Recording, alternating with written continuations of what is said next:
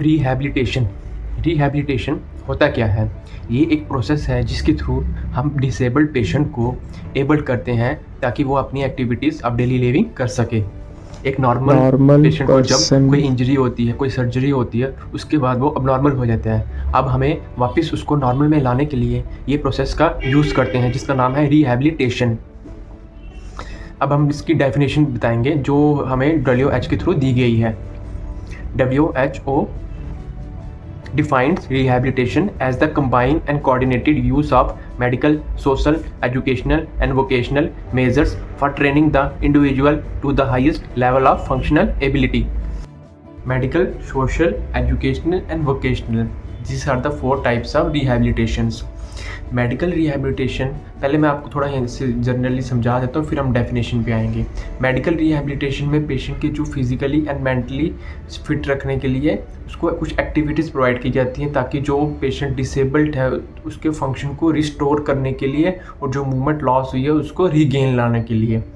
Medical हो गया ये। और इसके बाद आता है सोशल में क्या करते हैं? इंटरेक्शन करते हैं डिफरेंट फील्ड में, डिफरेंट सोसाइटीज़ में, फैमिलीज़ में, फ्रेंड्स में, जो इसके पेशेंट के नेबर होते हैं ताकि वो काउंसलिंग के थ्रू हम उसको रिहैबिलिटेट कर सके। Number 3, psychological rehabilitations including psychological restoration of personal dignity and confidence of the disabled. जो साइकोलॉजिकली या एजुकेशनल भी हम बोल सकते हैं। इसमें हम पेशेंट ए ग्रुप के पेशेंट होते हैं, बी ग्रुप के पेशेंट, सी ग्रुप के पेशेंट, जैसे कि न्यूरो के हो गए, आर्थो के हो गए या अदर पेशेंट्स होते हैं, उस पेशेंट को उस फील्ड में रखा जाता है, उस ग्रुप में रखा जाता है ताकि वो बाकियों की हिस्ट्री से अपना जो कॉन्फिडेंस है वो गेन कर सके। ये हर एक पेशेंट के लिए बहुत ही अच्छा है। जो उसका जो कॉग्निटिव बिहेवियर है, इमोशंस है, उसको कंट्रोल में करके और जो ब्रेन का फंक्शन है उसको इंक्रीज कर सकते हैं। Vocational rehabilitation helps those patients who find it difficult to get employment. Rehabilitations के principles of rehabilitation. Principle of rehabilitation में हमें ये बताया गया है कि इनिशियली सबसे जल्दी हमें जब कोई इंजरी होती है तो रिहैबिलिटेशन प्रोसेस स्टार्ट कर देना चाहिए। इसमें जो थेरेपिस्ट होते हैं या रिहैबिलिटेशन डॉक्टर्स होते हैं उनका और जो फिजियो पेशेंट्स होते हैं इक्वली योगदान होना चाहिए ताकि time to time treatment proper मिल सके। इसमें पेशेंट्स को मोटिवेट करना होता है, हमें फोकस जो स्पेसिफिक ट्रीटमेंट है उस पर करनी पड़ती है ताकि जो हमें अपना गोल बनाया है वो जल्द से जल्द सॉल्व हो सके। और पेशेंट का इसमें राइट्स रहता है कि अपनी जो रिहैबिलिटेशन है वो पूरा ले। अब थोड़ा मैं डेफिनेशन के ऊपर आता हूँ। Rehabilitation should begin during the initially contact with the patient. Second one is the emphasis of the rehabilitation is to restore the patient in independence, a pre-illness, a pre-injury level of function in as short as time as possible. Number 3, active participant. It must be an active participant. Number 4 ने motivate the patient and help him to attain social independence. Number 5, focus is on need of group of people with specific condition. Number 6, every patient has right to the rehabilitation service. करेंगे based on the treatment types. ये तो मैंने आपको बताया 4 types of rehabilitation, medical, social, education and vocational. उसके बाद principles. अब treatment के बेस्ड में कौन कौन सी हैं? सबसे नंबर 1 पे आ जाता है कार्डियोपल्मोनरी, सेकंड पे आ जाता है physically, number 3 occupational, number 4 speech, number 5 psychiatric. अब देखो मैं आपको जनरल में बताता हूँ। जो कार्डियोपल्मोनरी होते हैं, ठीक है, कार्डियोपल्मोनरी रिहैबिलिटेशन ये हम वहाँ देते हैं जहाँ पेशेंट को मैनेजमेंट की ज़रूरत होती है, जैसे कि ICU में हो गया, ठीक है। नंबर 2 में आ जाता है फिजिकल रिहैबिलिटेशन से हम पेशेंट को एक्सरसाइजेस प्रोवाइड करते हैं ताकि उसकी जो मसल स्ट्रांग रहे, बोन स्ट्रांग रहे, वो अपनी एक्टिविटीज़ ऑफ डेली लिविंग कर सके। कार्डियोपल्मोनरी रिहैबिलिटेशन हम उन पेशेंट को देते हैं जो ICU में होते हैं। फॉर एग्जांपल जो ICU में इलनेस पेशेंट होते हैं उनको चेस्ट PT और ब्रीथिंग एक्सरसाइज ये हम कार्डियोपल्मोनरी में हम देते हैं, जो ये रिहैबिलिटेशन प्रोसेस रहते हैं। नंबर 2 में आ जाता है फिजिकल रिहैबिलिटेशन में हम ICU में ही और क्लिनिक्स में और होम में, ये हम तीनों जगह में पेशेंट्स को एक्सरसाइजेस प्रोवाइड करते हैं ताकि जो उसकी मसल की स्ट्रेंथ है, बोन्स है, वो मेंटेन रहे। पे आता है ऑक्यूपेशनल थेरेपिस्ट जो होते हैं वो रिहैबिलिटेशन सेंटर्स होते हैं, जैसे ऑक्यूपेशनल रिहैबिलिटेशन सेंटर जो बच्चों का रहता है, जाकि हम जो बच्चे जो होते हैं अब नॉर्मली डेवलप होते हैं, बर्थ हुआ होता है, तो उनको फिर से एक नई लाइफ ट्रेन करने के लिए उनका अलग से एक रिहैबिलिटेशन प्रोसेस रहता है। तो ऑक्यूपेशनल थेरेपिस्ट जो होते हैं या फिजियोथेरेपिस्ट जो होती हैं वो घर पे जाके उस बच्चों को पूरा ट्रेन करते हैं ताकि आगे जाने में उसको कोई प्रॉब्लम ना आए। इसके जो ट्रीटमेंट है वो भी लॉन्ग टाइम टर्म रहता है, ठीक है। अब 4th नंबर पे आ गया स्पीच थेरेपी। स्पीच थेरेपी में जो स्पीच रिहैबिलिटेशन प्रोसेस में अंडर आता है। स्पीच रिहैबिलिटेशन प्रोसेस वो है जिसमें हम या फॉर एग्जांपल जैसे किसी पेशेंट को बेल्स पैल्सी या फेशियल पैल्सी होती है, आपने देखा होगा फेस एक साइड डेविएट हो जाता है, या किसी की बोलने में दिक्कत होती है जैसे छोटे बच्चों को, तो ये वो थेरेपिस्ट होते हैं जो उनके घर पे जाके या क्लिनिक्स पे या हॉस्पिटल्स में स्पीच रिहैबिलिटेशन प्रोसेस स्टार्ट करते हैं। इसके साथ लास्ट रहते हैं साइकेट्रिक रिहैबिलिटेशन। इसमें क्या होता है, जो पेशेंट मेडिकल हिस्ट्रीज जब देते हैं तो उनमें देखा गया होगा कि वो जो साइकोलॉजिकल थोड़ा रहते हैं, वो जैसे उनका बिहेवियर रहता है एंजाइटी, डिप्रेशन, स्ट्रेस में रहती हैं। तो रिहैबिलिटेशन टीम होती है, जो डॉक्टर्स होते हैं रिहैबिलिटेशन साइकेट्रिस्ट डॉक्टर, वो उन पेशेंट को नॉर्मली काउंसलिंग के थ्रू उनको रिकवरी करते हैं। तो ये थे प्रिंसिपल्स। अब मैं आपको थोड़ी डेफिनेशन सबकी बता देता हूँ। Cardiac rehabilitation program is committed to providing comprehensive risk factors management to our patients with cardiovascular disease. Physical rehabilitation. It helps the patient restore the use of muscles, bones, and the nervous system through exercises and other techniques. Occupational rehabilitations.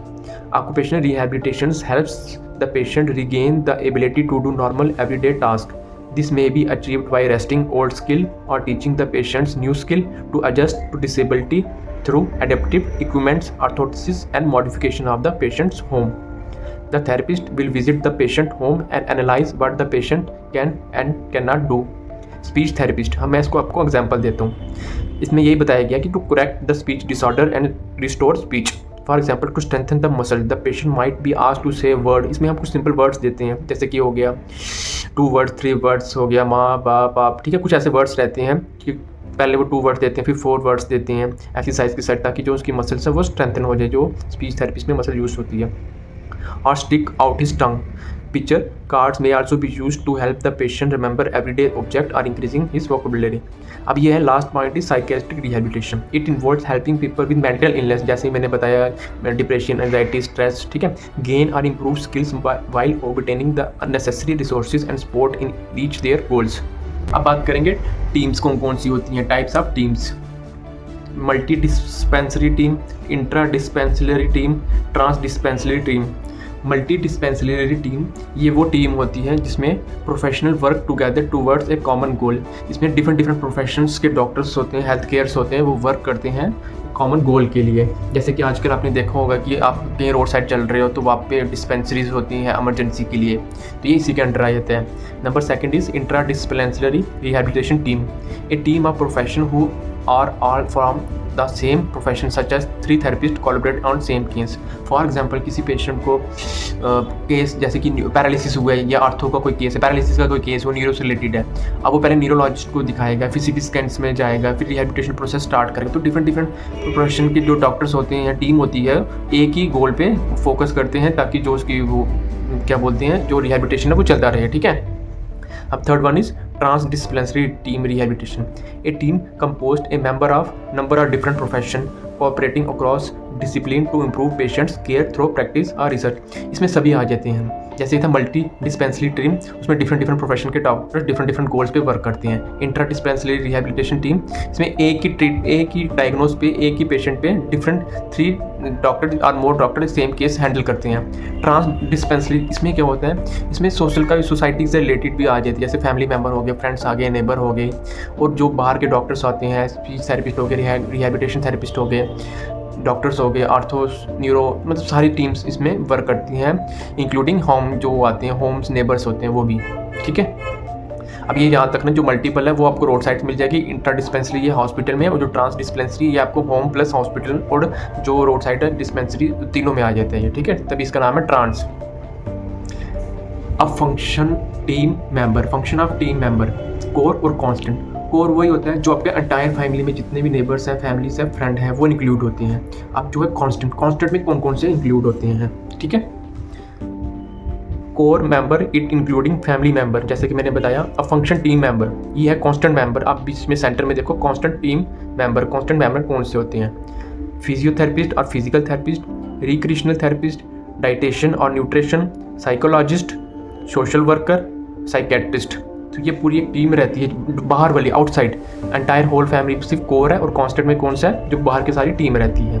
ठीक है, तो ये था मेरा छोटा सा topic rehabilitation. हाँ, अब आपको अगर कोई पूछता है कि रिहैबिलिटेशन के बारे में, स्कोप ऑफ रिहैबिलिटेशन, रिहैबिलिटेशन क्या है, उसकी में 4 चीज़ें आती हैं, मेडिकल, सोशल, एजुकेशन और वोकेशनल। हमने टाइप्स के बारे में डिस्कस किया। जो मैंने आपको बताया था बेस्ड ऑन ट्रीटमेंट टाइप, वो इसका स्कोप है कि हमें कहाँ कहाँ रिहैबिलिटेशन प्रोसेस की यूज़ होता है। जैसे कि मैंने कहा था कार्डियोपल्मोनरी, ठीक है, स्पीच के लिए, ऑक्यूपेशनल के लिए, फिजिकल के लिए, साइकेट्रिक रिहैबिलिटेशन के लिए। ये जो पॉइंट्स आते हैं 5 जैसे कि आप देख रहे हो, ये सारा इसका स्कोप है। आप मुझे कमेंट करके बता देना जब अगर कुछ रह गया हो, तो मुझे भी थोड़ा पता चल